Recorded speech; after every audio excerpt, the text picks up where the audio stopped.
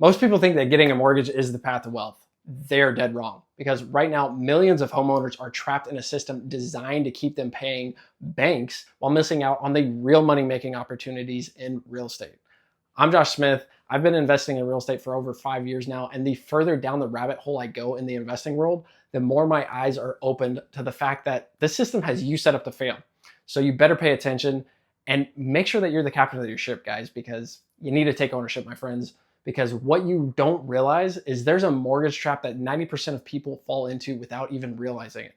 And I'm here to tell you that once you understand how it works, and most importantly, how to flip it in your favor, you can turn real estate from your biggest expense into your biggest income generator. So in this video, I'm going to show you exactly what the mortgage trap is, the 3 warning signs you're already caught in it, and the strategy I use to make money from mortgages instead of just paying them. Okay, so the mortgage trap. So what is it? Well, it is this system that is designed to keep you paying the maximum amount of interest. So to illustrate this, let me explain this in 3 parts of the trap. So the first part of the trap is front-loaded interest. Now, my wife and I, we always like to joke around about this. A mortgage is like being a parent. All the interest, the sleepless nights, the diaper changes, the stress, it really hits you up front. And you don't really start seeing the payoff till maybe a little later. Now, comparing that to a mortgage, for the first few years, you're not really paying down that loan whatsoever. It is mostly interest. So say your monthly payment is this bar right here. Now, out of that bar, what is filling up the majority of that bar? I hate to break it to you, my friends, but that's all interest. And then you've got this little bitty portion here that is going towards your principal pay down. Now with that brings us to our second part of the trap, and that is opportunity cost. So opportunity cost is like missing out on, say, that spontaneous trip, or say a business opportunity because you've got daycare bills or sports practices and you're locked in. So even if something better comes along, you're already committed, my friends.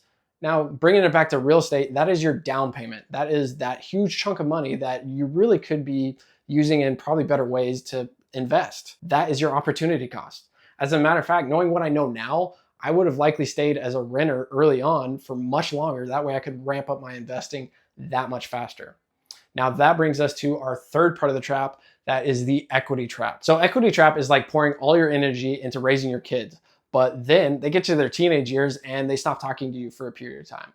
You've got built-in value, but you are unable to access it because they're in a season of life where parents know nothing.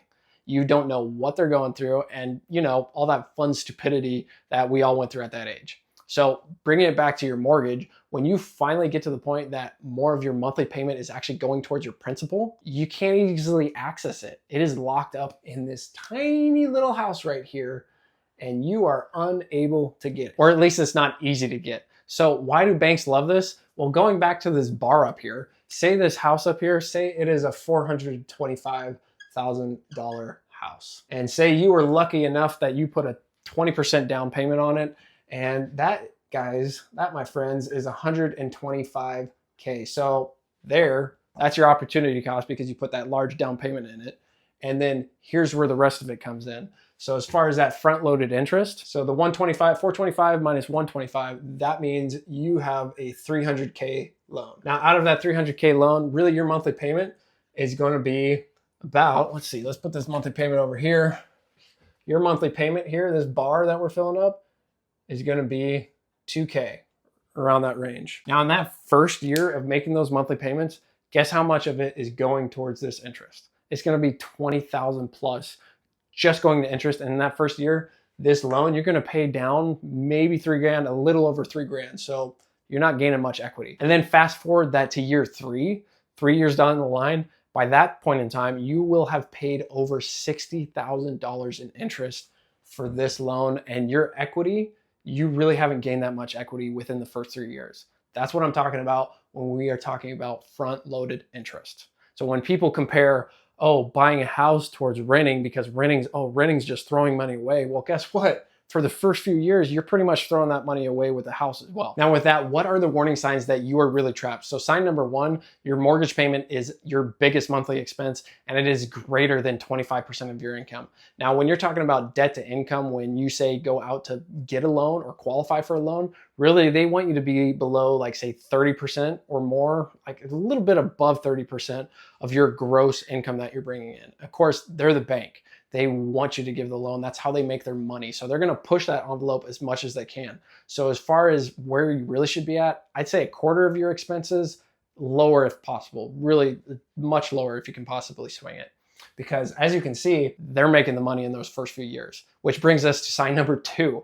You think your home is an investment. And like I said, as you can see, this is not an investment for you in the first few years. That is actually an investment for the bank. Definitely not an investment for you. Now that brings us to sign number 3. You are house rich, but you are cash poor. Now say you bought too much house. Your monthly payment is above that 25%. And to add insult to injury, you also got your taxes and insurance that is variable, and maybe that's increasing. Plus you have all the maintenance on the house, and you're just not in a position where you can afford it. You are house rich, but cash poor, and you're pretty much just living to pay off your mortgage. That is not a fun situation to be in. I know, because my wife and I have been that. When we were living out in Texas, we bought way too much house, and we did exactly that. And it was a painful position to be in. So don't do that. Now let's take a look at the flip side. How do I profit from mortgages? Well, strategy number 1, don't get a mortgage. Don't do what I did. Actually start renting in the initial stages. That way you can start investing that much sooner. Well, Josh, what if I don't have enough money? Well, guys, just take a look at my previous videos on transactional lending basics. And there's all kinds of creative strategies where you really don't need that much money to get started in investing. I'm telling you, it's a mindset thing. It is not a money problem. So that brings us to strategy number 2. Take over other people's mortgages, AKA subject to, AKA creative finance. I've got a bunch of videos on that as well. Strategy number 3, tap into other people's equity by having them cover your down payment. This is a strategy called the stack method or Morby method. And this is a way that you can purchase real estate with zero money out of pocket by having the seller cover your down payment. It is an awesome strategy. Now I want you to take some actionable steps away from this. So step number 1, you've got to know your budget. You've got to know what, as far as your monthly housing payment, whether it be rent or mortgage, how much is that in relation to the overall gross income that you're bringing in? And if you're going out to purchase a property or purchase your primary home, you need to calculate what your true mortgage cost actually is. And what you're going to do is you're going to look up amortization schedule. So you can look that up on Google, chat, it doesn't matter. There's even formulas on Excel.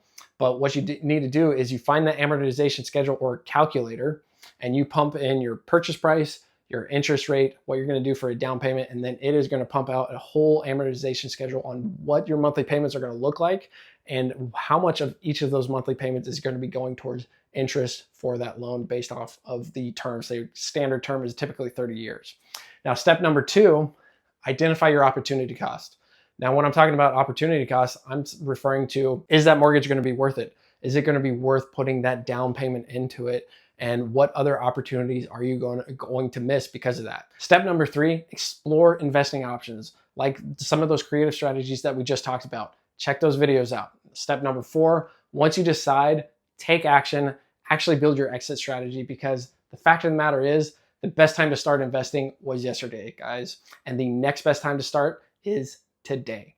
So if you want to learn more about legitimate investing strategies in real estate, then hit that subscribe button and take a look at my other videos. And with that, I will catch you on the next one.